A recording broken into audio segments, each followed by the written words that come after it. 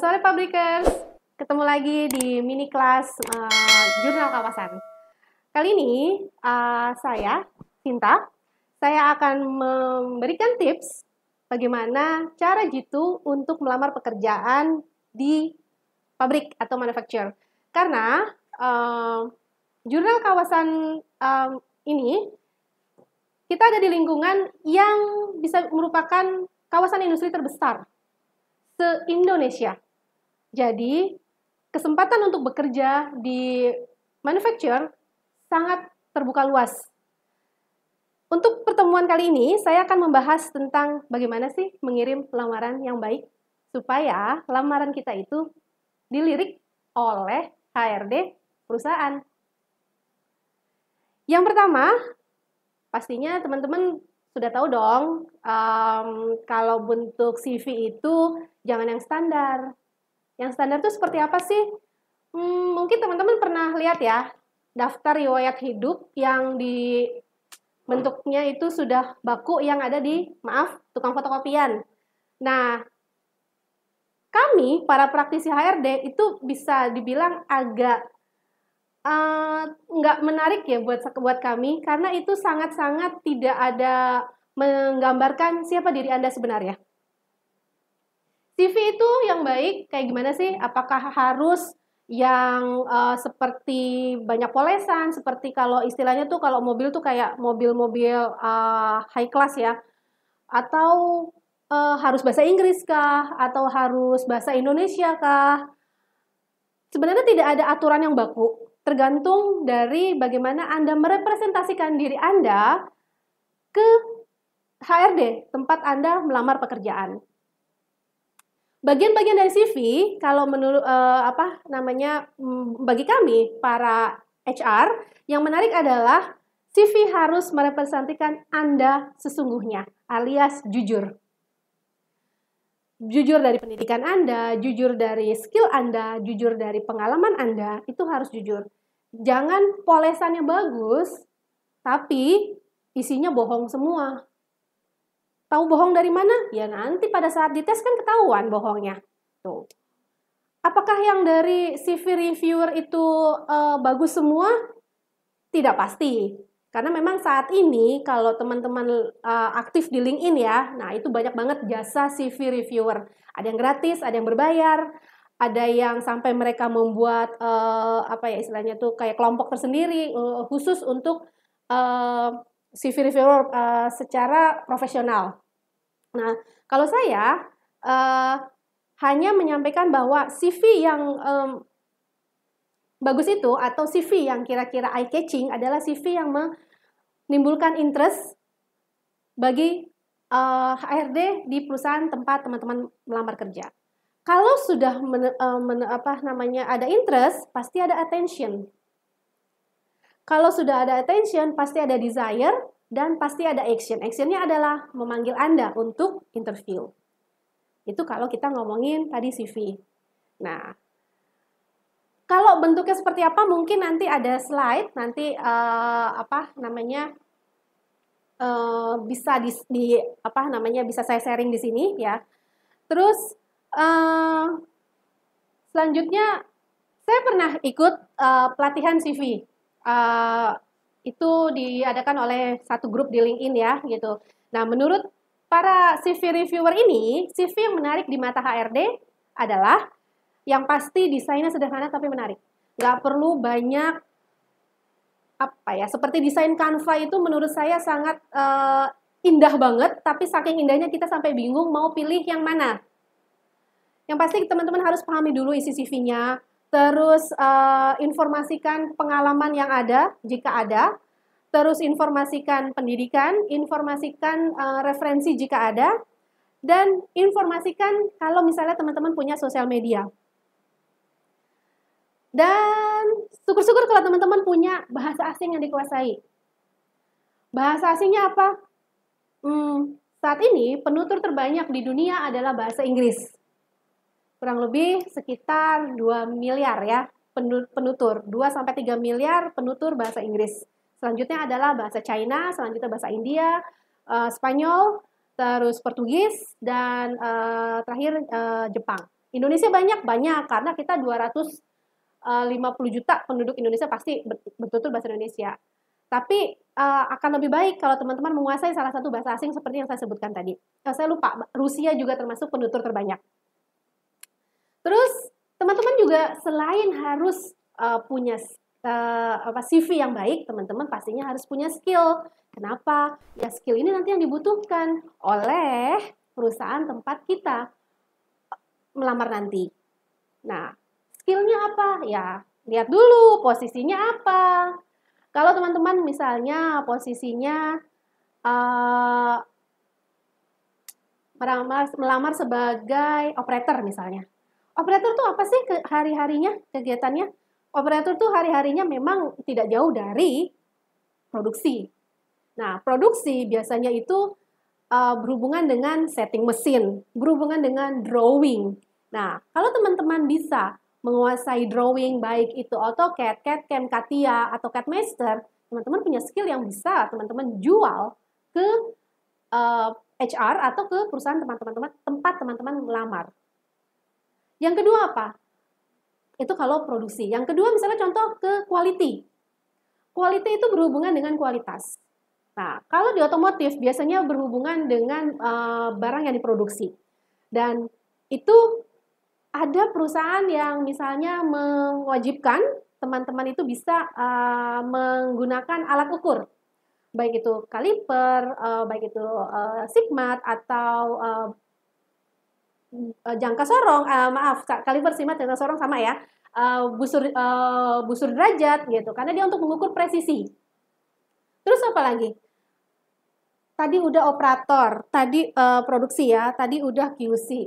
Paling yang nyerempet-nyerempet itu seperti maintenance misalnya. Nah, untuk posisi maintenance, teman-teman setidaknya harus mengerti dengan bahasa-bahasa PLC atau Programmable Logic Control. Kalau teman-teman bisa menguasai PLC, ya setidaknya teman-teman bisa memprogram sistem yang ada di perusahaan tersebut.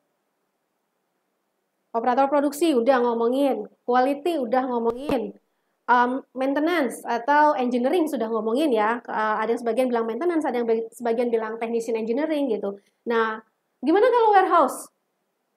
Kalau warehouse, teman-teman itu ada perusahaan yang masih manual atau ada perusahaan yang sudah sistem.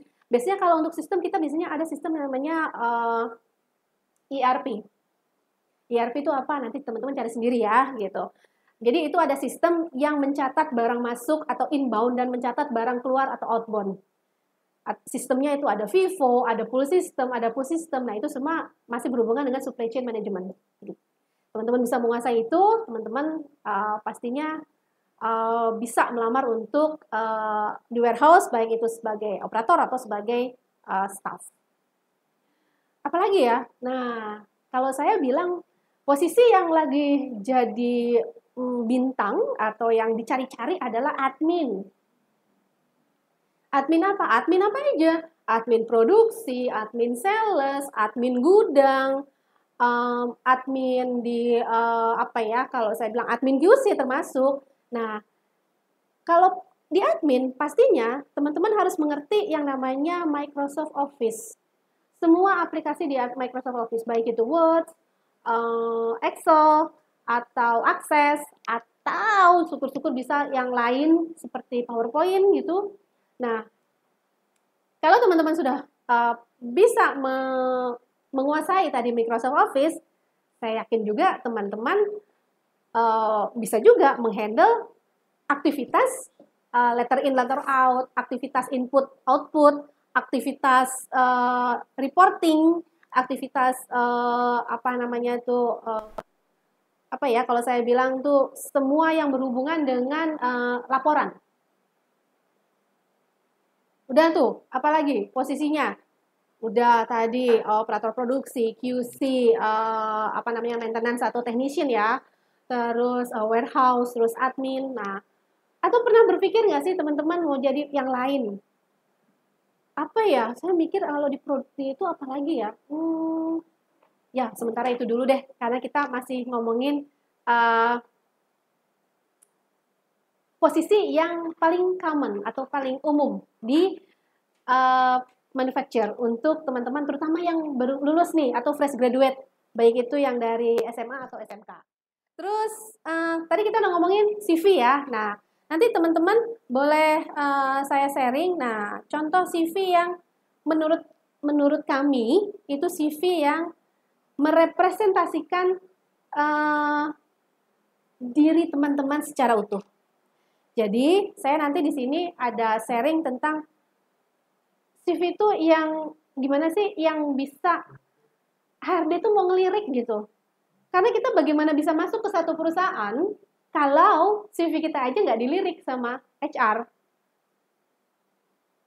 Pastinya kalau udah satu pintu termasuki, selanjutnya adalah kita bisa berkembang di perusahaan tersebut. Gitu. Ini saya kasih contoh CV yang STD atau kalau bahasa sekarang ya STD itu standar banget. Cuma daftar riwayat hidup ya standar, tapi kerjaan juga cuman sekedarnya, tapi ya benar-benar standar, nggak dijelaskan pekerjaan kita sebelumnya itu job desk-nya apa sih, terus reporting-nya ke siapa sih. Terus apa ya, satu, kita kadang tidak menuliskan kepribadian kita atau personality kita. Kita cuma ngomongin CV itu cuma sekedar pendidikan, pengalaman, sama kontak. Padahal dari awal setidaknya sudah membantu seorang HR bahwa orang tersebut mempunyai personality atau personalitas yang baik.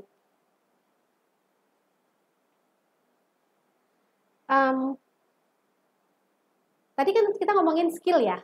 Kalau kita ngomongin skill, ada hard skill, ada soft skill. Nah, untuk saat ini kita masih ngomongin tadi sesuai dengan yang dibutuhkan oleh perusahaan adalah hard skill. Nah, untuk selanjutnya nanti baru kita akan bahas tentang detailnya isi dari bukan isi atau apa sih yang dimaksud dengan hard skill atau soft skill tuh.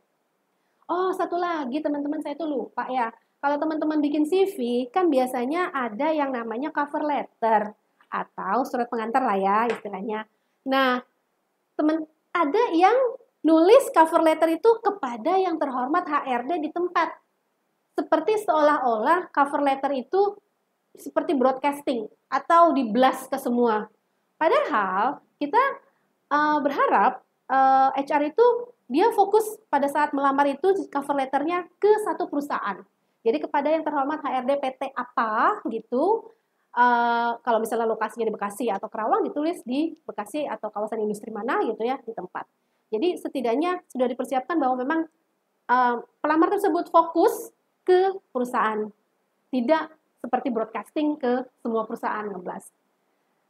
Kalau memang teman-teman kirimnya cover letternya itu sebagai body email, tetap harus dituliskan juga bahwa teman-teman mendapatkan informasi dari mana untuk posisi apa. Di situ disebutkan kalau misalnya ada lampiran ya, silakan dilihat lampiran. Tuh. Itu aja ya, Fabrikers untuk sementara ini. Kalau misalnya ada Pak istilahnya masih bingung, nanti kita lanjut lagi. Tapi untuk saat ini, pertemuan pertama kita selesaikan dulu. Jangan lupa teman-teman like, subscribe, jangan lupa pencet belnya. Itu aja ya para Fabrikers. Sampai ketemu lagi dengan pertemuan berikutnya. Selamat sore.